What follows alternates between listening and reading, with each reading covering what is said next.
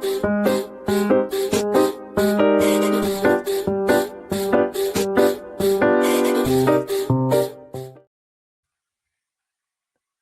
everyone, and welcome to this webinar. My name is Tala Ode, and I head up capability development here at Cosmic Centaurs. For those of you joining us for the first time, we are an organizational and leadership development firm, and for the past 6 years, we have been running this annual Cosmic Conference. It's been our space to learn out loud, to share what we discover with the world, and every year we actually select the theme based on the questions that the leaders whom we work with are grappling with. This year, the theme that kind of kept coming up was systems. Leaders told us they feel stuck in firefighting mode. They're solving problems. The same recurring challenges are coming back. And what we realize is it's not a failure of leadership or strategy, but actually of the systems that they and we are relying on. So this year, we have chosen the theme titled The System is the Strategy, how the most effective leaders shift from firefighting to future building. Over the past, what is now 6 weeks, I can't believe it, and across the next week or so, we've been exploring what it means to think in systems, from the foundational tools and the methods to real-world examples. And we've had the great honor of featuring leaders who've built systems at scale, systems for innovation, all the way to the human and spiritual dimensions that bring heart back into the conversation. Today, I'm really excited because I have a very special guest who joined us for our first ever Cosmic Conference, and I'll introduce Diren in just a minute. We're going to be diving into something that many leaders struggle with, and actually it's the system of time. Time is a really valuable currency, and most leaders spend that reactively, not intentionally and proactively. So if you think about your own context, the emails, the running from meeting to meeting, the endless urgencies, the constant filling up of calendars before we even realize that we haven't even made time for lunch or for a walk, and everything that gets taken out of our calendars is typically what helps us think about what's next and the future and building. And so it's a really common challenge. And I know today's session will be so full of insights, some data, as centaurs love. McKinsey reports that only 9% of executives are actually ever satisfied with how they spend their time. Barely half, 52%, say that their schedule reflects their organization's priorities. And that's a pretty big gap. And what we say in Cosmic Centaurs is like, if it's not on your calendar, it's not real. And so if you're not carving out that time to be in the future, then how can the organization head there? So today's conversation is going to hopefully really zone in on those hard truths, right? That the leverage doesn't come from more hours and always working harder. It comes from redesigning a system of time, a system of how you prioritize, a system of how you communicate, and allow your team to make progress so that you're not constantly having to step in for that firefighting. It's liberating, and it can free up so many leaders from reacting and being in the moment to being intentional about where you invest your time and making sure that those investments compound, right? Because you want to yield that high ROI on that. So that's what we're here to explore today. And I can't think of anybody better to have this conversation with than Dhiren Bhatia, who's an entrepreneur, an advisor, and a coach. Dhiren, thank you for joining us. An absolute pleasure to be here for the second time. Tala, thank you so much. Can we just also take a quick second? You said you've been doing this for 6 weeks and another week coming. So just a massive kudos to really the team at Cosmic to pull this off. Well done, really. So thank you so pleasure much. to be Yes, here. thank you for saying that. And we're grateful to have you. And we'll definitely talk about the system that went into bringing this conference. But let me introduce you. I'd love to tell our audience a little bit about yourself and your remarkable achievements. So, Diren, you help founders become the true CEO of their businesses, unchaining them from the daily grind so that they can do the work that really brings them the joy and passion and likely the purpose that drove them to start these organizations. Diren is a persistent entrepreneur and a coach. He helps entrepreneurs, take themselves out of the day-to-day business grind into the coaching space. So he started Cloudscape Technologies as a passionate tech entrepreneur with the goal of elevating businesses in retail and distribution. And quite quickly, I guess you realized that the day-to-day running of the businesses was taking you away from the lifestyle you desired. So being a productivity aficionado, which is a title I honestly aspire to have one day, you set out to work systemically on your business. And today, that is where you spend your time, working on the business, not in the business. For those of you don't know Diren, you've applied concepts from Rockefeller, the Rockefeller habits to the Gazelle's methodology, and even designed your own blueprint that decodes how you unchained yourself from running a business that's now offered through the Part-Time CEO Council Coaching Program, which is really, really amazing. I think Thank being an you. entrepreneur yourself, Darren, you have that really unique nuance of understanding that founders often end up giving themselves up in their roles and in their businesses. And so that shouldn't be the case. And scaling a business is such a long journey. And that's where entrepreneurs constantly like really have that uphill climb and ascend upwards. So no school prepares you for that, but you do. And so today's conversation will hopefully really draw from all this rich experience that you have and really help everybody in the audience learn about how they can design systems that help them to reclaim their time, as this segment is aptly titled. So thank you, Darren, again for being here. I'm super eager Pleasure. to dive in. Today's a fireside chat, and so we're going to let the discussion flow. We'd love for everybody tuning in, our audience members, please do drop your questions in the chat. We'll do our best to bring them up into the conversation as we go. And lastly, look out for any links from the team. Zaina and other centaurs will be in the chat box, sharing any articles or resources that Darren and I bring up in our conversation today. So, with that long-winded intro, I'm dying to get into this. Are we ready, Darren? Absolutely ready. Like I said Wonderful. to, like we say, when we're born ready. Let's do Born this. ready. I love that energy. Yes. I'd love to take us back to the beginning of your journey. So I think what's really unique is that you've worn both hats, right? That corporate leader and entrepreneur, and those. It's a big shift, right, for you to make that pivot. And I'd love to kind of hear about the moment where something clicked and you realized, oh, there is a shift in the system that needs to take place. And what happened, that took you from working in IT to then founding Cloudscape? Like, I'd love to hear about what made you rethink your relationship with time and work and the journey of that. Yeah, maybe I'll take you back a bit further than that because it's Ooh, quite the funny story. I actually left. I was born in the UAE and ran away from cool. home almost to go to Toronto and work in a corporate career because my parents were business owners and I saw them fighting all the time and I saw them bringing all this Wow. stress home. So I said to myself, this is something I would never do. I want to make sure I go and build a career and get a stable salary. And then about 15 years later, my dad comes to Toronto and says, listen, son, you've been building systems for these banks. It's about time you think about doing a business for yourself. And that's sort of when the conversation flipped in my head because I understood what he said. If I was building these systems for a bank, I could also build these systems for myself and also get that freedom that hustle culture talks about so favorably on social media. And so that's the moment that I decided with my wife that we would start a business, and we extended my parents' jewelry brand in North America. And suffice to say that myth versus reality or Instagram versus reality are two different things. When I started that business, it was quite the opposite of hearing what everybody else was saying about starting your own business. Oh, it's fun, it's easy, but quite the opposite. It wasn't easy, but I'm so glad that we did that. And here we are now, about 15 years later. So much experience and so many stories to tell.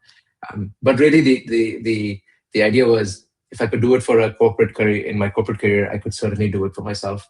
And that's when we started running that business together, and all of that experience followed.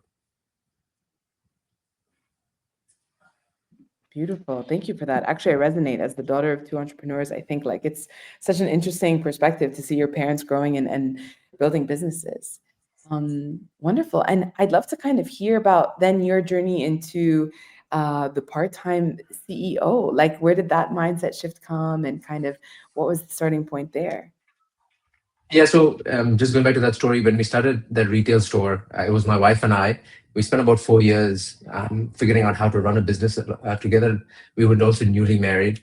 And about 4 years later, we decided to call it quits. We sold that business. We moved back to Okay. Dubai. And I said to myself, I'm not going to definitely not going to back to a job. And that's when I started Cloudscape. Cloudscape is an IT consulting business, like you mentioned in the introduction. We work with retailers because at that time I knew two things. I knew IT and I knew retail. So I combined those two and I started Cloudscape. But the first year was absolute hell. Nobody prepares you for that.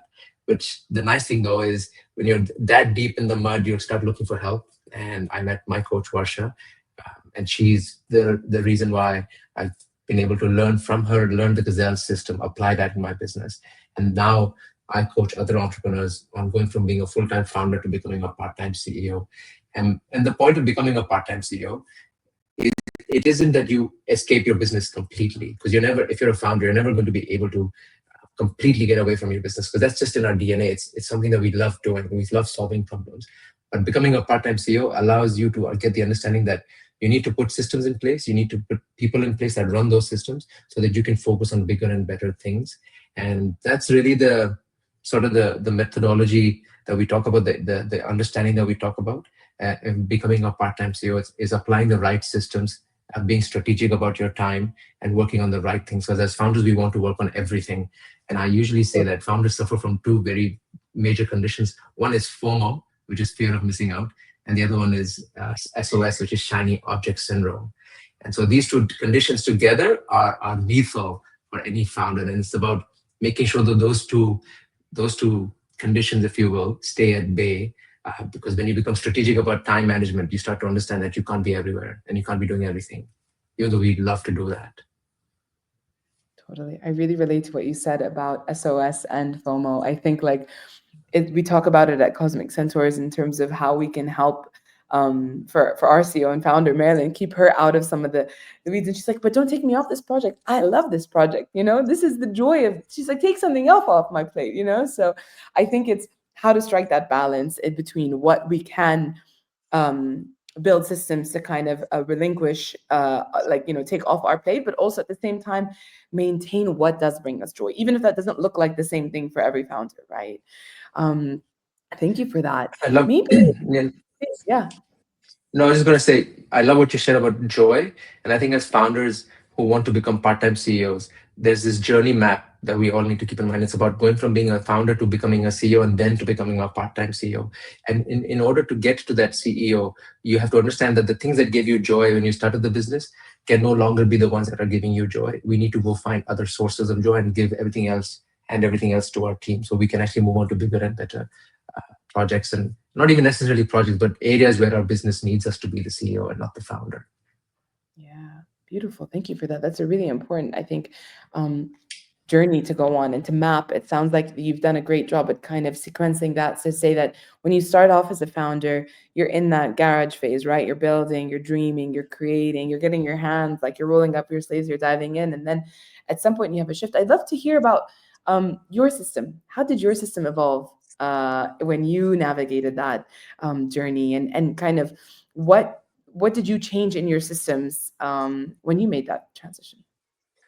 Yeah, so I think the I want to take you back in time. The story that was running in my life at that point was we just moved to Dubai. I had started Cloudscape and I was pulling 14-hour days, 15-hour days. So I'd come back home and my wife would be looking at me with her, big round eyes, because we've just moved back to a new country and we haven't spent any time together. So this sort of became the necessity for me to create time to be able to be a good husband so that we can go out and she could do her thing and I could do my thing, but we could do it together. And so that sort of became the reason why I had to put systems in place. And I think the first thing that really a lot of founders, which I did too as well, which is we live in this belief system that we can do everything and that we should be doing everything, because the bigger myth is nobody can do it like me. And so that's the first myth that needs to be shattered for most founders who want to become CEOs and apply this systems concept. Is there are people that can do it not just like you, but even better than you. And it's about handing over that control. It's the desire to hand over that control. So that was, for me, the first sort of shift in mindset, the fact that there are people that can do it with me or better than me. And it's about helping them do that job. And I think even if we dug a bit deeper in that, if it comes to when you talk about building systems, I think a lot of founders also mistake this idea that systems just come from thin air, or they come from just thinking about it. But it's an evolving process. So I think the first system that a lot of founders need to do is to get a system to hire their team. And what I mean is building the job description, setting the KPIs, having a very clear outcome from the person that they are going to hire, and then hire the person, versus, which is what most founders do, is they hire the person and they go and build the JD and the scorecard, which I think is a very sort of backward way of doing it. But if you can do it that way, it allows the founder to take a deep breath and say, okay, I've got the right person on the job. Now let me show him or her what is it that I do and what that I like them to do. And then together co-create a system. Because I think a lot of founders take the pressure on themselves that they need to create the system. But I think really it's a matter of co-creation. Yeah, that's really beautiful. And I think such a testament to the power of having people build with you early on. And that kind of you enable, you say, we're here to create the system together from the outset. And what you're touching on is an area close to my heart, which is around building that capability to say that actually what is required in systems is to kind of be really explicit about how we work, what we're working on. And like you're saying, to just make sure that, like you said, use the word teach, like teach you how to do this, what I need us to do. So that's really wonderful. I'd love to hear, do you have an anecdote maybe from either your own experience or one of the founders that you worked with that brings that to life and can kind of maybe sit in the minds of some of our audience who are like, yeah, that sounds 100% right. What is that? What might that look like as in the entrepreneur's world? Yeah, I'd love to talk about a particular woman. She's absolutely inspiring. Her name's Anisa. She won the Freedom CEO Award at the Oh, Part-Time CEO Awards. So I know she'd be very oh, happy amazing. that I shared this story. And so she's a really good example of someone who was in it every day, fighting all the fires, to now being having a margarita in Seychelles and having a business run without her. So the the the story here, is very similar to what I shared about myself. Is when you start a business, you're in this mode of doing everything yourself because we firmly believe that nobody else can do it like me. But also, I think we understand that a business has major function, right? We have marketing, we have sales, we have delivery, and then we have after sales.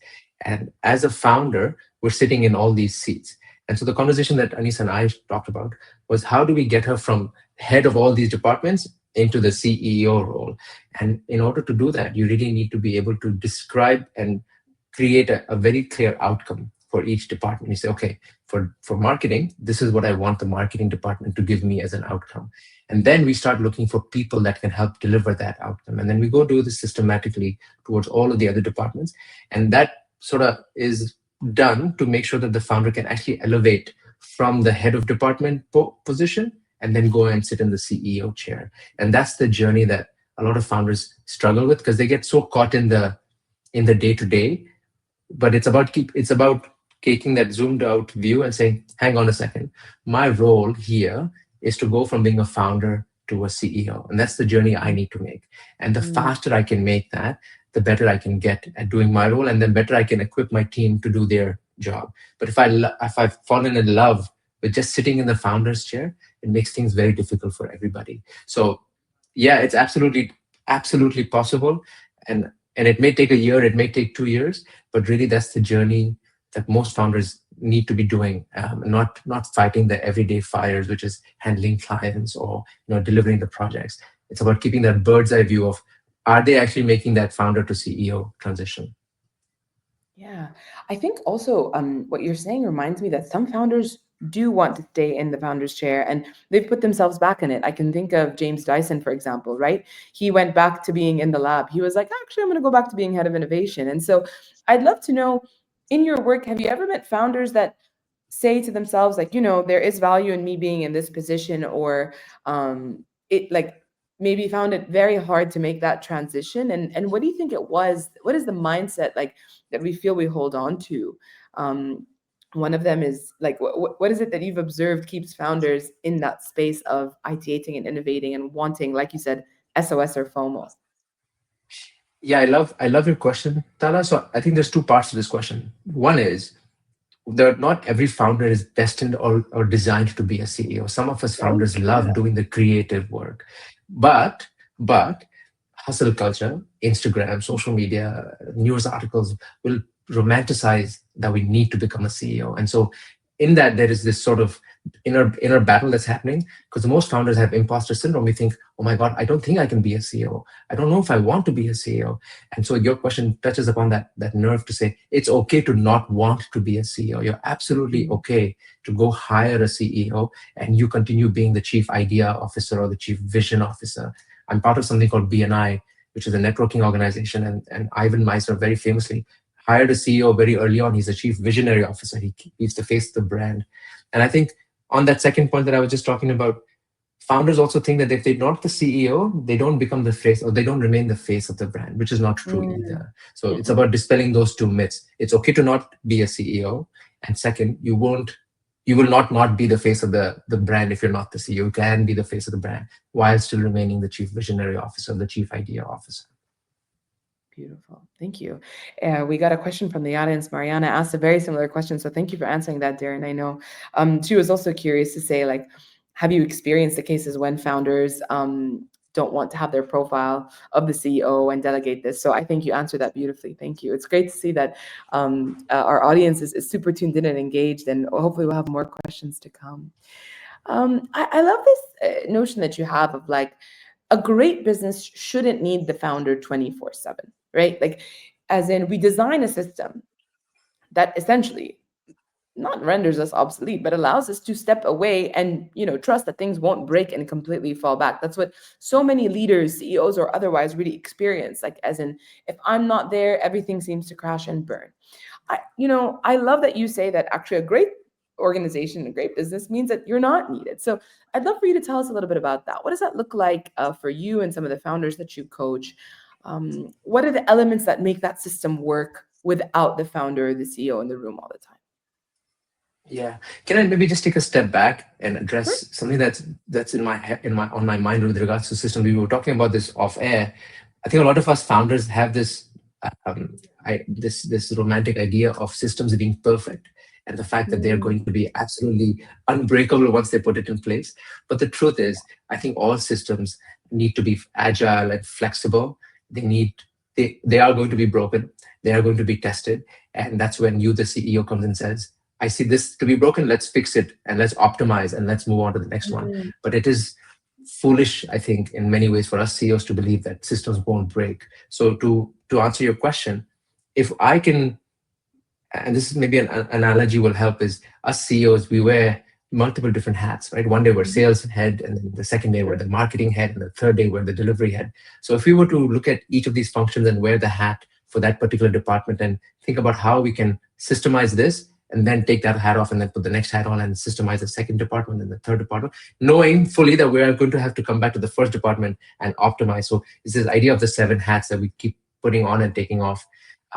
So the idea, understanding that our role as CEOs is not to walk away from this business. A Mm, good system is not going to allow you to just disappear, but it is mm, for you to create time on your calendar to work on the right things while understanding that you have to come back and optimize things because they will break. So I mm, the point I'm driving here is systems will break. They're meant to be broken. They're not rigid. And a quote I learned, I love quoting on this is, not all tension is bad because even bridges need tension to hold, to stand sure. up. So tension in business is a good thing. In your systems is a good thing. If it breaks, it's okay. Fix it, optimize it, get better. And by doing that, the CEO is able to create what I call white space and things, or for time to do things that are more strategic in nature. Mm. Beautiful. I want to resonate with so much of what you said. I really like this idea that as leaders and CEOs, we have range and we have to wear multiple hats. And we have to both embody what it means to sell and work on the business and in the business. And we need to kind of free up our time in order to allow us to play those multiple roles, stepping back into each one as needed, right? I also really like what you said about systems being adaptive. Actually, the systems in nature teach us that really well. Um, Sometimes we have to break, or if you think of plants in a garden, pruning, cutting. Sometimes you have to cut in certain ways so that the trees grow in other dimensions and areas. And a lot of the systems in nature are very adaptive. They respond to their environments. And so, as CEOs and as leaders, also, it is our role to then keep an eye out onto the context and be able to respond and design a system that is flexible and agile. So really resonating with what you said, and maybe kind of bringing us back to say, we're fully aligned in that mindset. And I think the mindset that the system has to be adaptive, that I as a leader need to be able to come in and break it sometimes, that I also have to understand that there is a shift in my role as the architect of the system to say that, like, actually, I'm not just the founder who incepted this idea, but actually also now a CEO who's leading the kind of the fruition of it all. What does that look like for you? Meaning, how practically speaking, like you said, recruitment, and we have an audience question as well. What are those other elements of the system that founders can do to really build? What can they do in order to kind of create that white space, as you refer to it Can I share a really cool concept? Because I think when we think in models, it makes life a lot more easier. One of them is one I call that I learned from a guy named Dan Martell. Dan Martell wrote a book called Buy Back Your Time. And it's a really good book to read for founders that are interested in this topic. And there's a concept in there that he shares, which is called the replacement ladder. And it's a great system for us CEOs to understand and fully buy into if we really are serious about making that founder to CEO journey. And that system talks about this idea that, and it sort of dispels many other myths that founders hold. Because if you ask a founder, what's the first person you should hire in your business? Most people will say, I need to hire a sales team or I need to hire a Mm. salesperson. But quite the opposite. Dan Martell suggests that you hire an EA, an administrator that can help take off all of the logistics, all of the calendaring, all of that email off your plate. And then it's still not the salesperson that you need to hire. The next person that you need to hire on the replacement ladder is someone that can actually help you deliver the service that you're so busy selling. And once you've done Mm. that, now you've got time to actually think about the bigger picture. You have a little more time on your calendar. And still, if you're thinking that you need to hire the salesperson, Dan Martin suggests, no, it's not the salesperson. It's now the marketing team that you need to bring on board, whether it's outsourced, in-house. A marketing person will help you generate leads. And then after that is when you hire a salesperson. So this replacement ladder that he talks about, it's a great mental model and it's a great system for most founders. I'd say that's the first system that they should be holding near and dear to themselves, is getting the EA, then the the delivery person, then the marketing person, and then finally the salesperson. And for those that are curious, it's after the salesperson that you look for your leadership team, like a general manager or a head of Mm. department, so that now because you've got more time on your calendar to really create these SOPs for each of these departments. So then you can focus on the ultimate level, which is the GM, the general manager. Fascinating. Thank you for sharing that. We also love a good framework. And so this replacement system is a great way to look at kind of who to recruit and how to build. I think a lot of founders listening are probably like tracing back their first hires to say, like, did I follow that? Did I do that? Um, I really love that. I'd love to know at some point a business might have different needs. And so, have you, in your work with the entrepreneurs and the founders that you work with, seen them kind of tweak that replacement ladder or do things differently, and it still led to, significant growth and allowing them to do things different way? How rigid is that All the replacement ladder? time.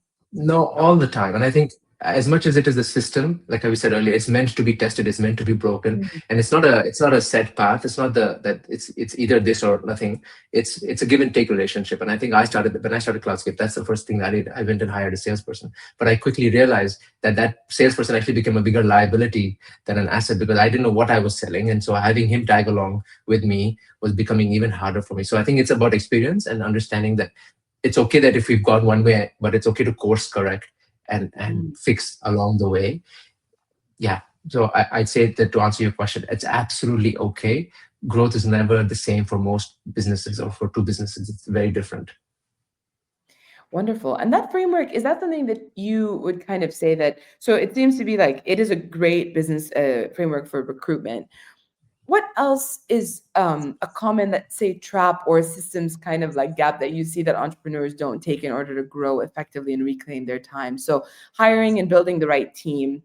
Where else do they kind of get stuck and don't typically build the right systems for?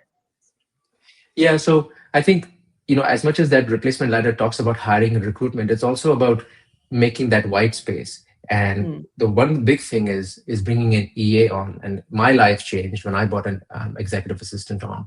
And bringing an EA is so much more than just systems, but also creates so much more time for us to be able to, for me, to really just sit back, take a moment, rest, and then look at the next mountain that I want to climb. So just wanted Mm. to draw that out, that system actually feeds a lot of other things. The Mm. other system that I feel founders can really benefit from, it sounds simple, but it's absolutely fantastic, is doing a weekly review with your team, with yourself. And something that me and my EA Ruth, we take very seriously, it's non-negotiable. We actually do a weekly review every single week. So we look at what happened this week and we then plan for the next week. So we know exactly what we're going to be doing next week before the week has actually started.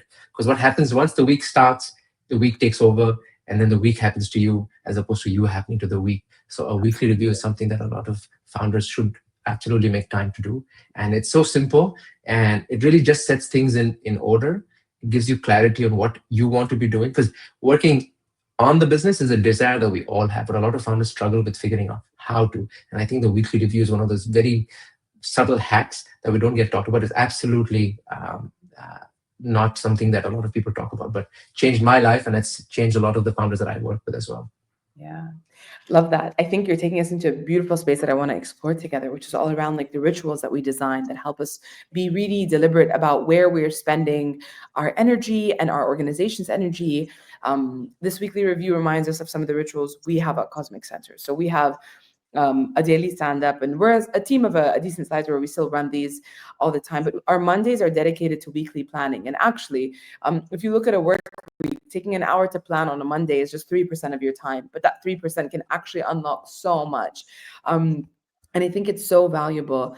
I'd love to know, are there any other rituals that you see that you recommend that leaders practice in order to really make sure that they are very deliberate about their time? I know I have a few that I want to bring in, but I really want to hear maybe anecdotes from your perspective about how these small shifts in mindsets and rituals and habits have really freed up a lot of time for some of the entrepreneurs that you work with or yourself. Yeah, thank you. I'd love to hear yours as well. I think this is where things get juicy, and folks that are listening and watching can take a lot of notes out. Absolutely. I Yeah. think maybe before we get into the rituals, I also think that one thing that should be clear is something that we talked about off air. I think a lot of founders think that when the team comes on, they'll be the ones that will design the systems for them. But earlier on in this conversation, we use this word co-creation. So systems and rituals and all of these are actually about co-creating. So it's not that one or the other does it, it's done together.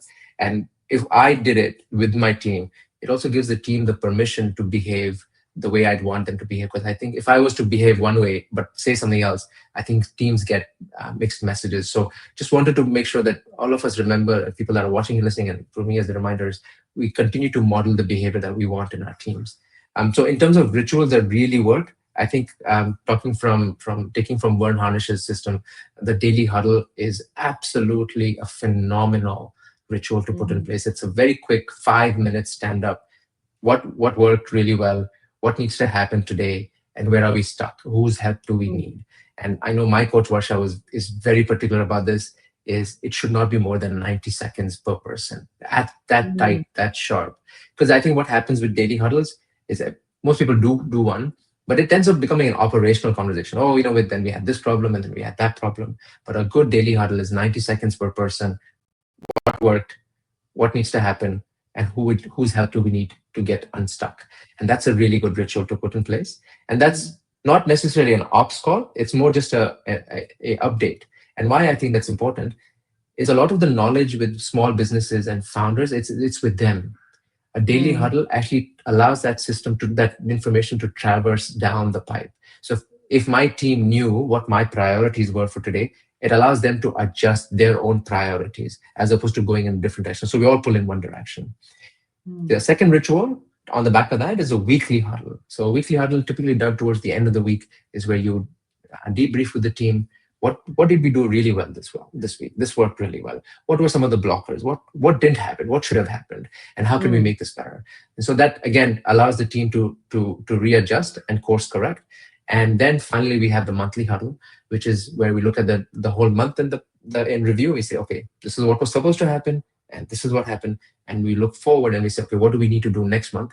And so this sort of system feeds everyone's daily priorities. It allows us to course correct on a weekly basis, and then we reassess on a monthly basis. I'd say that'd be a really good ritual to start with. Beautiful. Yeah. Thank you for those. I think it'll be a challenge for the centaurs to do a 90-second, myself included, a 90-second update.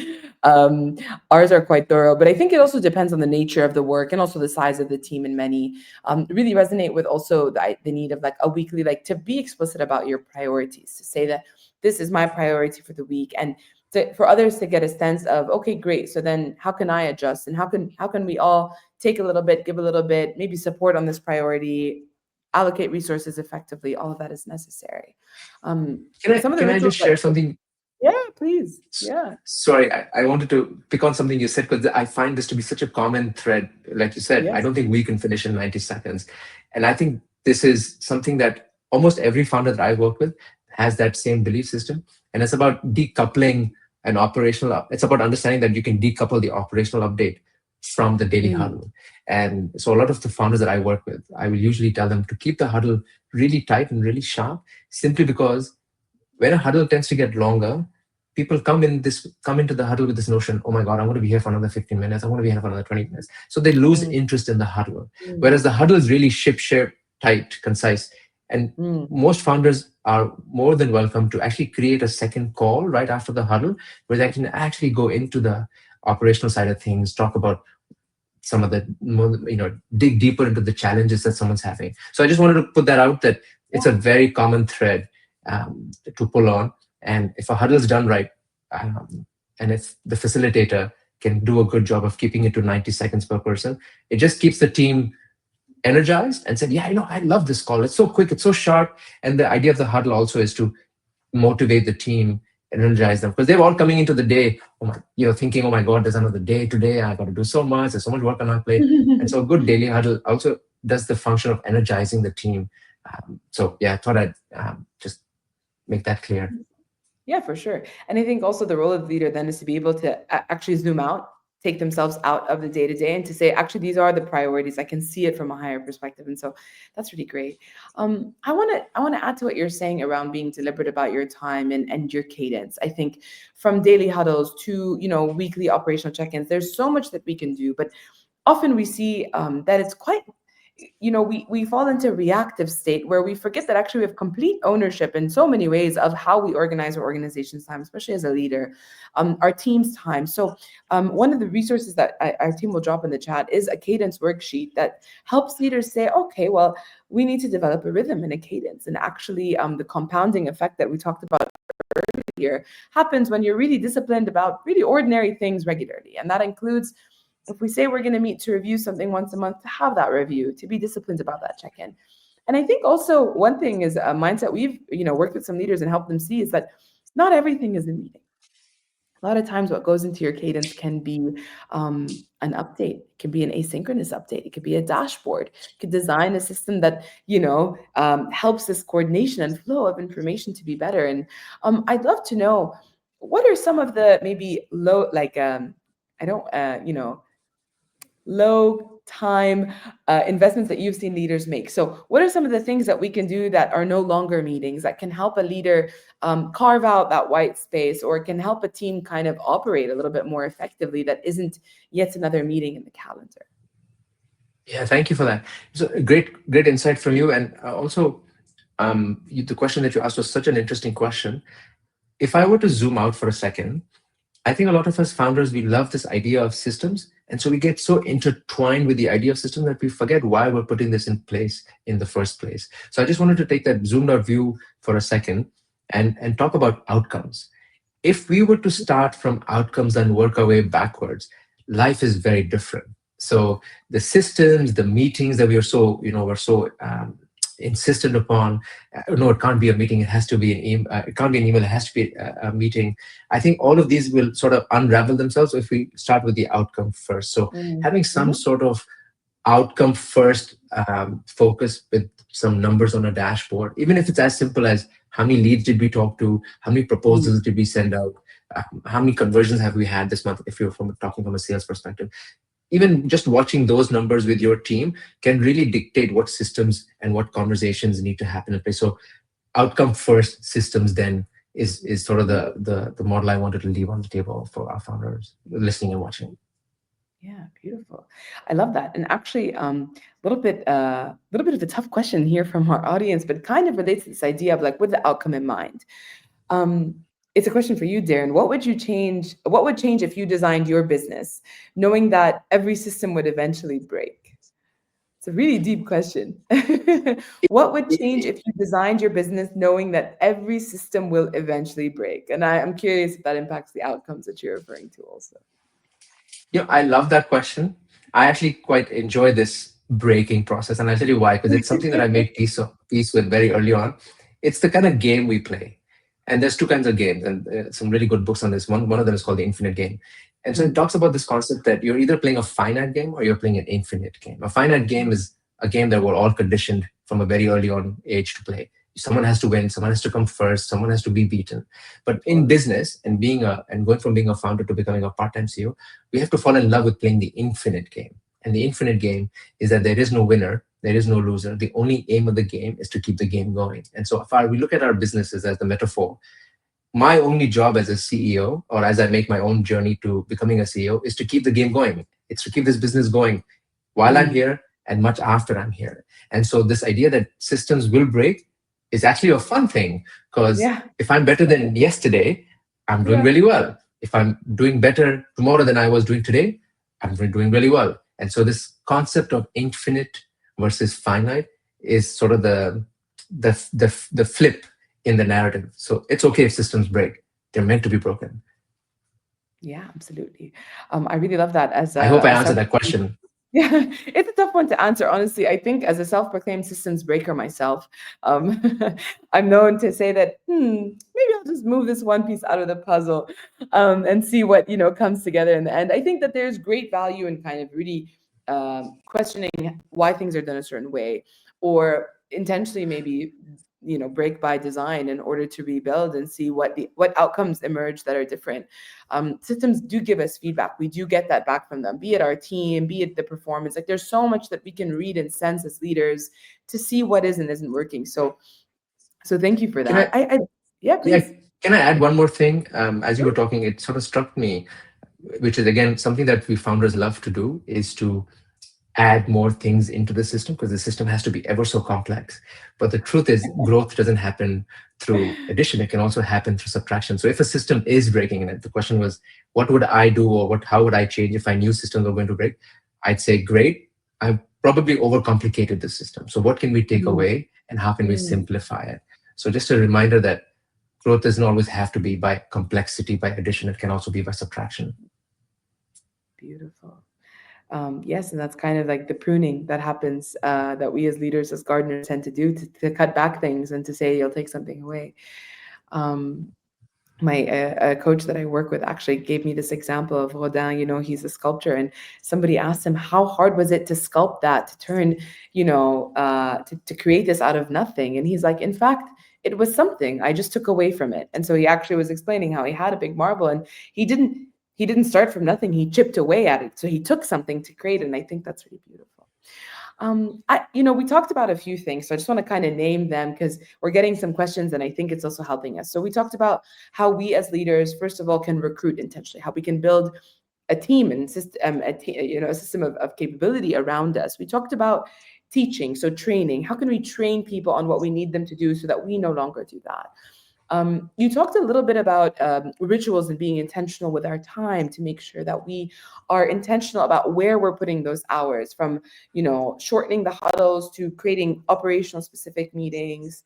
And I want to ask you about one that is related to a question that we have and one we've spoken about earlier, which is delegation. Actually, the art of delegation is a skill, and it's something to master, and it's hard, right? And I think research from the University of Arizona shows us that as you grow up in the corporate ladder, it's difficult to relinquish control, and we have biases like the need to of self-enhancement, right? Where we believe our work is superior, and we lose control when we delegate. But there's a real value, right? Actually, the opposite side tells us that if you do delegate effectively, you can generate as much to up to 33% higher revenue. And this is a Gallup data point that I love to kind of bring back because it's such a powerful tool in your arsenal as a leader. And at the same time, it's super difficult. It doesn't come naturally to many.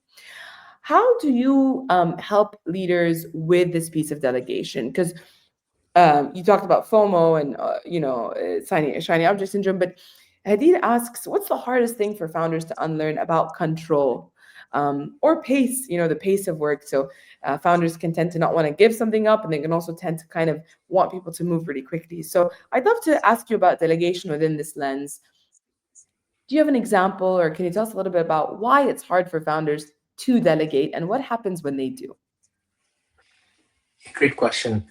So let's maybe talk about outcome and Yes. first, and then work our way backwards. So if a founder is really serious about becoming a CEO, it's also uh, a desire for them to spend more time with their family, with their loved ones, or do the things that really matter. So a good barometer, a good initial barometer is, can I take a week off?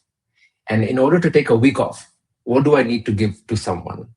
And what do I need to hand over, and to make sure that that works. So if this could become a repeatable thing, then you know you can take a week off and you can Mm, safely go spend some time. The next mm, challenge after this is, can you take 2 weeks off? What do I need mm, to do to take 2 weeks off? Can I give this to someone, and can they do it repeatedly, consistently, such that we get to a point where the founder or the CEO in this case can take 2 weeks off while everything runs the way it is. Another good check within that is the quality the same as if I was delivering the outcome? And mm, so that sort of is a nice KPI for the founder to keep an eye on. They keep tweaking, tweaking, and tweaking till they get the quality to be the same as if it was them delivering. And then so in that sort of understanding of doing it, delivering it just the way they have, you're also giving really good instructions in delegating. So bringing this back to your question, how does a founder delegate? Well, it's about showing to the team what is that they want to achieve. So it's the founder mm, being very clear with the team member. This is the outcome I want. Whereas mm, most founders don't do it this way. They say, look, here's the task I want you to do, and go do it, assuming that they'll do it like you. But again, no two people are alike. So if I can tell mm, the team exactly what and how I want this task to be delivered, one step at a time, so that I can take 2 weeks off, now we're getting really good at delegation. And then we can build recorded steps. We can do videos. A really good tool to do this is Loom.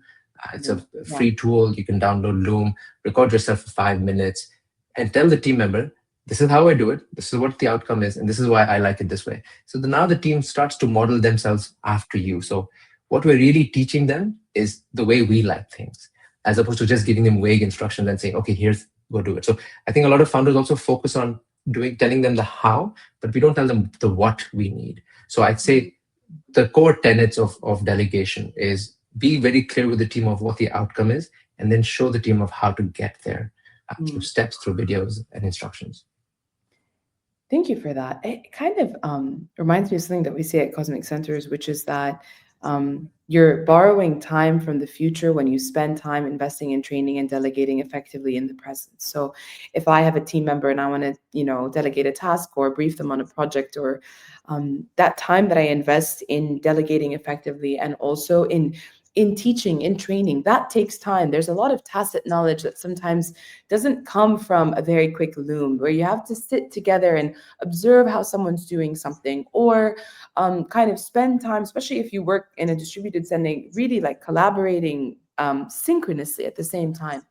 So that we view as an investment that you're making today that will pay off in the future. And I think a reminder that we love to drive efficiencies wherever possible.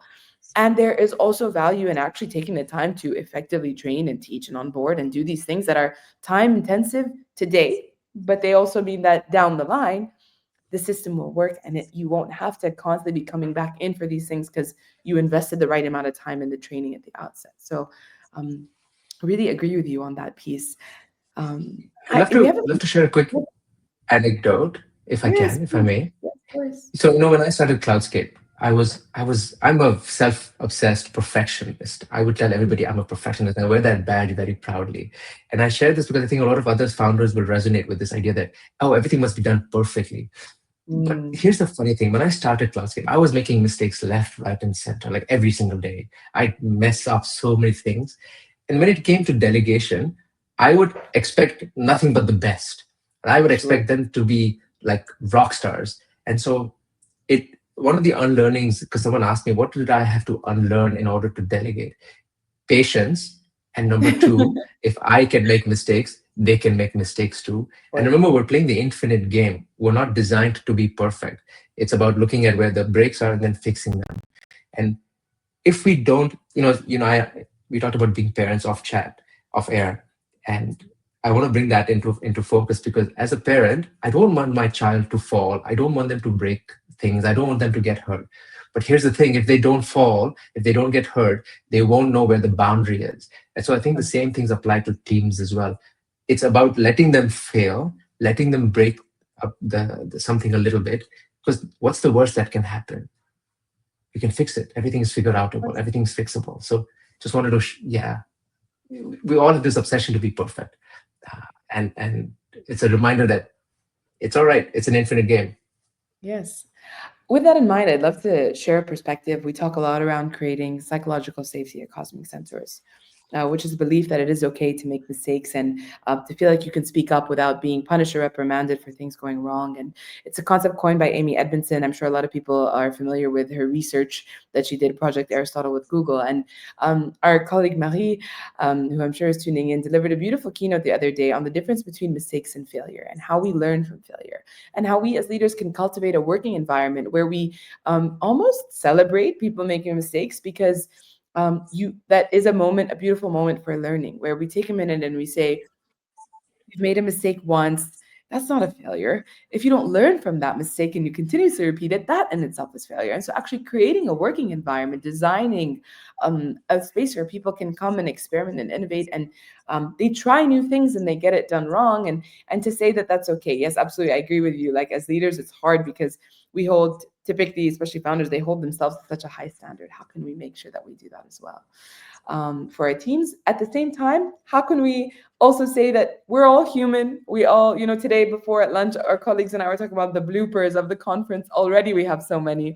And if we can kind of laugh about it and say, like, actually, that comes with the learning. We will remember next time to XYZ. We will double check ABC. These things are just a natural part of the process. And so creating systems to learn is super important. Yeah. Can I also just share one quick thing? Maybe it was a perspective that really helped me make sense of this idea that things can be broken. We say in business, right? People do business with not with the business, but with humans. And to be human is to err. To be human is to fail. And so, if a customer were to see us failing and us being vulnerable about it, it actually aligns the customer nearer to us as opposed to being so perfect, so the customer actually doesn't feel as close and near. So this idea that if we were to fail as a founder, it gives me immense joy to go to my customer and say, hey, listen, we messed up. Sorry about that. But we are working on it. We're fixing it. And it's been a great learning opportunity. So thank you for your patience. And I feel in those vulnerable moments, the customer actually feels much more closer to the brand, to the human inside the business. So yeah, it's about keeping that in perspective, that it's okay to fail, and nothing terrible is going to happen if a customer sees that you've messed up, if as long as we own up to it and we fix it. Of course, we are human after all. Yeah, thank you for that. Believe it or not, we're nearing to the end of the hour. And I have a few more questions for you, but I think like such a beautiful recap. So I think Darren, like you've shared your journey with us and that really important, like the mindset shifts that you touched on. So to say that it is an infinite game, to have a sense of like this reminding that we are human, as Marilyn always reminds us. She's like, just remember, nobody cares that we exist. Letting people fail so that they can learn from that is a really beautiful mindset to also kind of just keep in mind. And very practically, delegation, recruiting, being intentional about your time. I want to ask, Outcomes. yes, yes, of course, being outcome centric. What are the signs that a CEO or a founder will feel that tell us the system is working? What does it look like what feedback are we getting that we're like, okay, things are working? Like, can you share a story from yourself or also from some of the founders that you coach that tell you that designing systems with these elements yield success? Yeah, I love that question. I'll share a very quick story about my coach Varsha and the activity she made me do, and that I now make founders do, is take an hour off in the middle of a day and go watch a movie. And I know it sounds really hilarious to be able to do that, but most founders really struggle with this idea.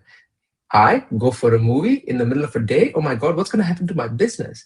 And so that sort of is the first domino to fall in the founder's head, that they are absolutely not needed every single day. The team will and can function without them. So in to answer your question, what are some of the signals? What are some of the feedback loops that we can put in place as founders? One is, can you take 2 weeks off? Can you make sure that everything runs A-okay while you're gone? And if things fail, that's okay. That's part of the process, because they'll keep notes of that and you can come back and fix it. The second feedback loop is the quality of what is being delivered consistent? It doesn't vary too much. Mm. A third feedback loop is, are we flagging problems early on?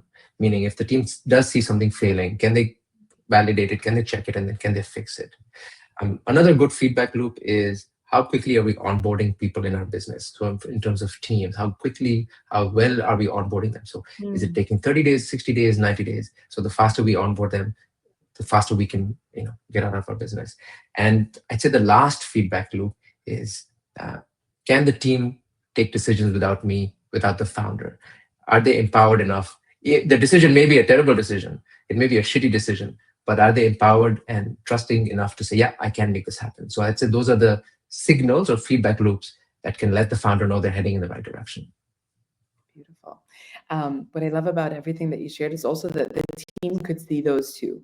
So the team can also read those signs that the system is working. As in, if we don't need our CEO, if our CEO can, go to the movies midday, in our case, you know what I mean, take a day off, take 2 weeks off, then you also understand that actually, like, oh, we've got this. Like, we are all good. Like, um, and I think just being really explicit about those things sometimes feels like the easiest, but often a very overlooked piece. Like, I know for us for years it was trying to be explicit to say that, like, I will do this, I will not do that, I am no longer in this. And when you say those things at first you're like, that's weird, and then you're like, oh, I get it. It's like these things take time.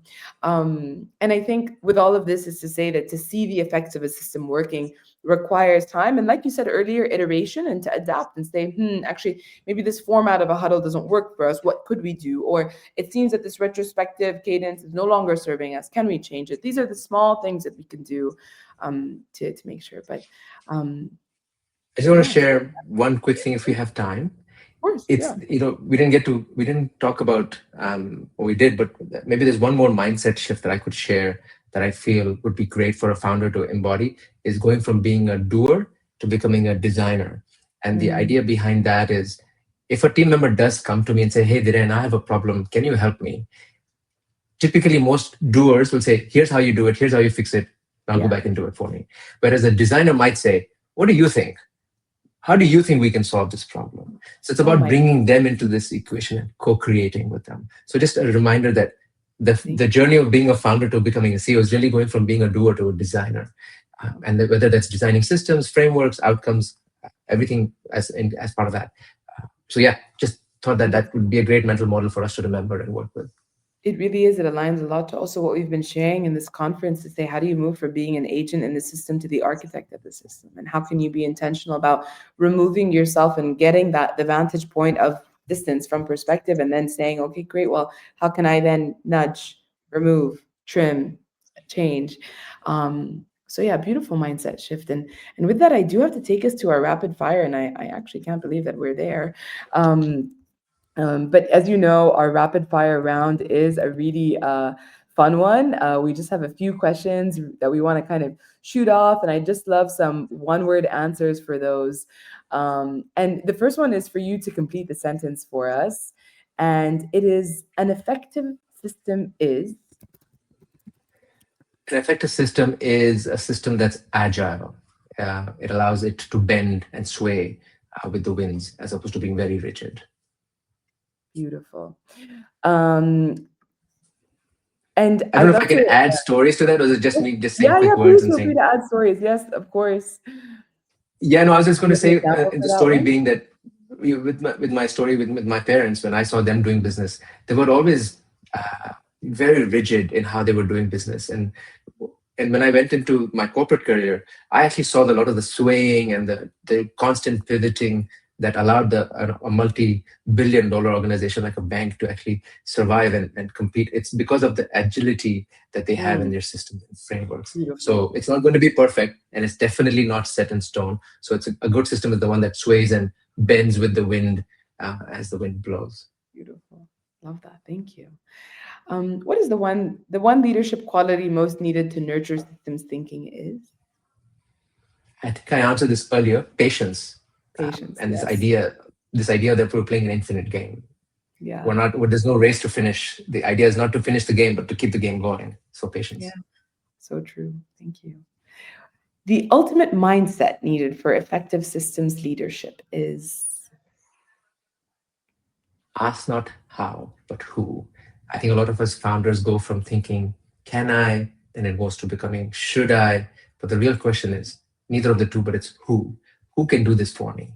And that, Mm, because when you think about people, and we understand that systems can't be run without people. I think a lot of founders think that, oh, if I put systems, I don't need people. The truth is, you actually need good systems, and you need good people to run those systems. And Absolutely. who is it that can run that for you? Yes, absolutely. Thank you. And what is your favorite systems thinking tool, Darren? The one I shared earlier, the replacement ladder, I think it's a great tool to recap on, because I feel like a lot of us founders lose the big picture when we're in a business. We're so busy in the day to day. But if we were to keep that big picture in mind, that my role here is to go from being founder to CEO and firing myself from each of these positions one day at a time. And the replacement ladder is a great tool to make that happen. Thank you for that. Actually, I think it's funny that you say firing yourself from that position. It's always like, will you fire yourself or will the team stage a coup d'etat? We don't know. But Let's hope yeah. it's the first one, not the second. Absolutely. Wonderful, Darren. I've learned so much from this. Actually, there's so many comments and questions we unfortunately didn't get to in the chat, but maybe, at some point in the next week or so, you can jump in and answer them. Some great shout outs, some great, sound bites that people captured. So thank you so much for sharing all of your insights with us. I'd also like to thank Thank you. everybody who tuned in and who's part of this discussion. We are going to take this video, we're going to repost it on our social pages, on our YouTube, on our website. We'll also write an article with some of the key gems that emerged from this conversation, although there are many. It'll be a longer article than I think we anticipated. And so if you would like to share this session with anybody who was unable to attend, you could just go ahead and send them the LinkedIn event, and the recording is going to be here. We do have two or three more actually online sessions. The next one is going to be with myself and Marilyn. We're going to be unpacking how to build systems of culture where organizations can thrive. And another one that I'm really excited about is Marilyn's closing session with Jose Santos, an INSEAD affiliate professor of practice and global management. He is also another speaker, just like you, Darren, who has been with us from the very beginning. And it's been a ritual that we have to close the conference with him in what is always a very thought-provoking segment. So our team will drop the links to join us for those two sessions. Just want to say thank you again to everybody who has joined us today and who will join us. We look forward to seeing you again. And yeah, stay curious. Thank you. Can I Thank you, also just say Darren. thank you, Tala, for being such a great host and being Oh, such a thank great you. facilitator for today's conversation. So thank you. Really I appreciate you. do appreciate it. Thank you. Thank you so much.